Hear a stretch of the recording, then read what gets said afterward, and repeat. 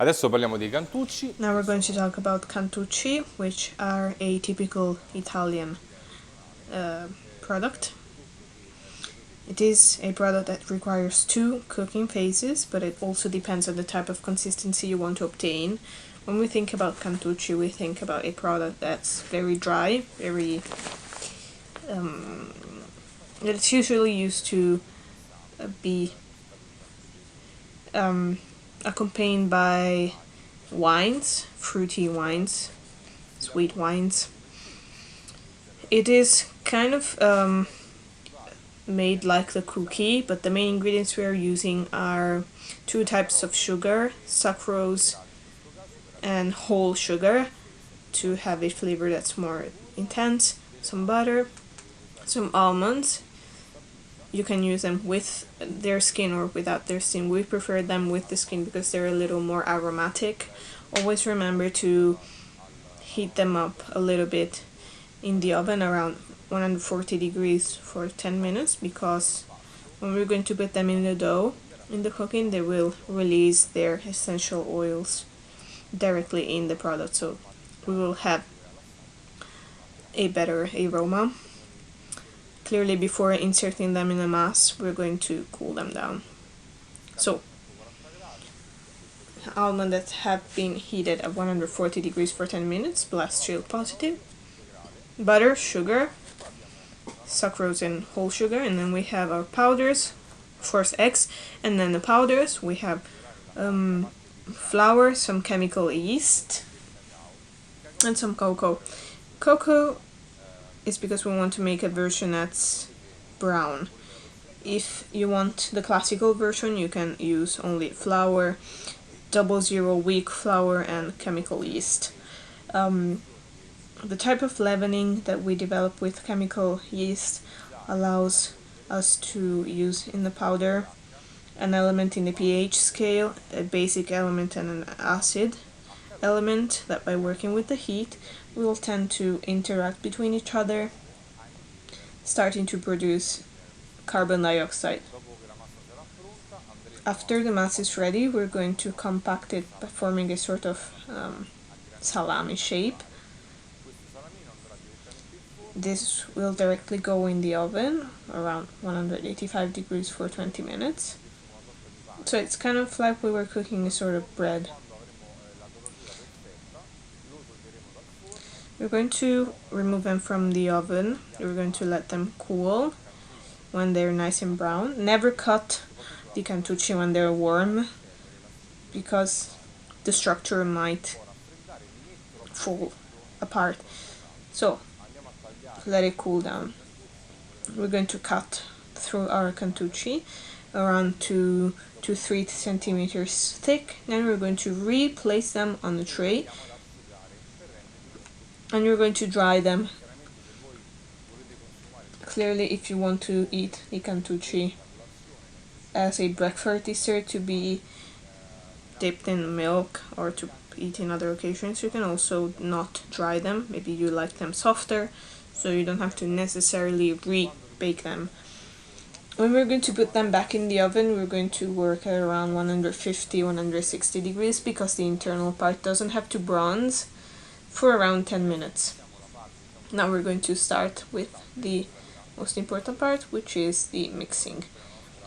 We again have our planter machine, our leaf or K paddle. The butter in this case has a temperature of around 15-16 degrees. We're going to insert the powders, so flour, cocoa in this case, and chemical yeast, sifted a couple times.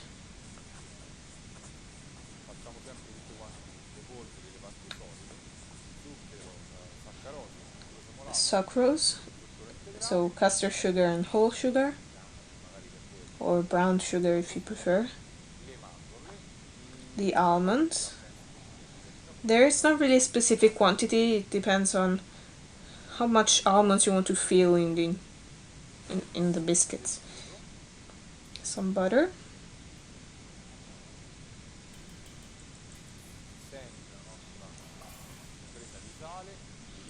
Again, our pinch of salt. Salt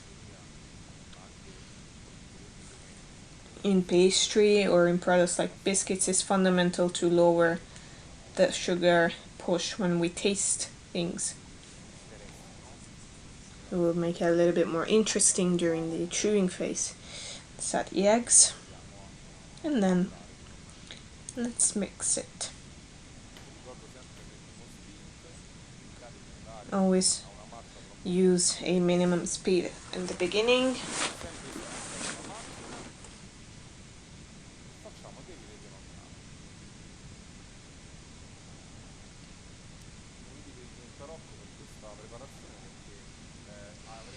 So always have a scraper by your side, because the dough, it will be a kind of sticky dough, so you can either moisten your hands with a light fat like some seed oil, or you can wet your hands with some water to avoid that the dough sticks too much to your hands.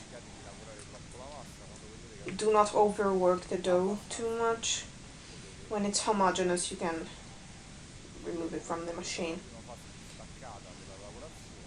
You will realize that as you go on with the stirring, the fats of the butter and of the yolks and the water will start to make your product more compact.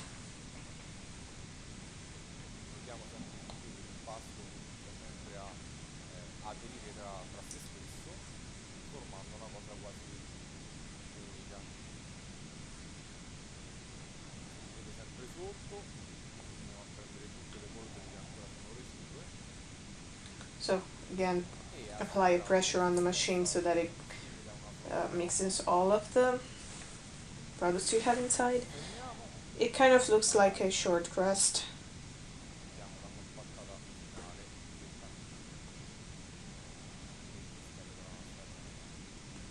So we're going to just compact it directly in the bowl.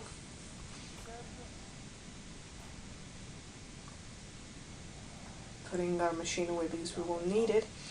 And we're going to compact again our dough to make sure we are taking all of our mixture.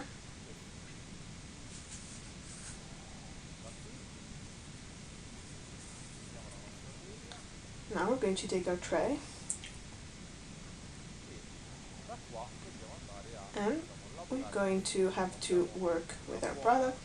We have a good isolation, especially thanks to the cocoa. If you make it white without cocoa, remember to,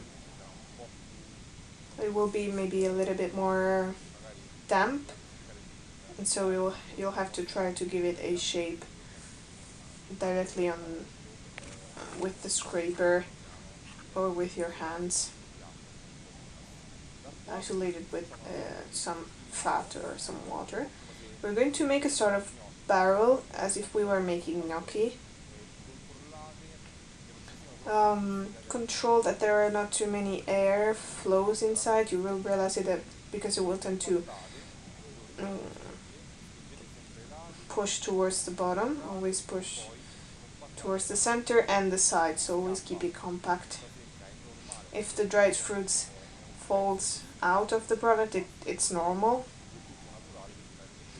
So we're going to just put it back inside.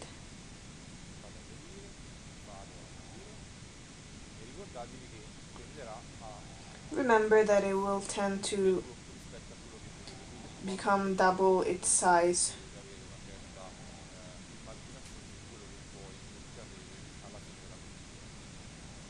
So you must kind of imagine what you will obtain at the end of the cooking. So model it, shape it with your hands. Try to do this with my hands.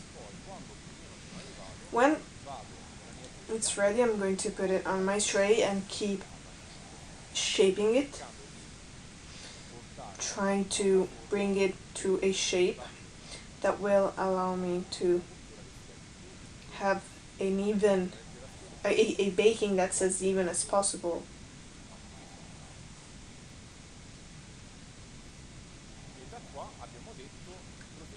And now we can go on with our cooking, so baking. we will have 2 bakings. First whole cooking, then after around 20 minutes we're going to remove it from the oven, let it cool down a little bit. It mustn't be cold, nor must it be hot. We're going to cut the single biscuit, so around 2 to 3 centimeters. We're going to turn it the other way around, directly on the tray, and cook it at a lower temperature. Bake it at a lower temperature. And this is it for the preparation of our Cantucci.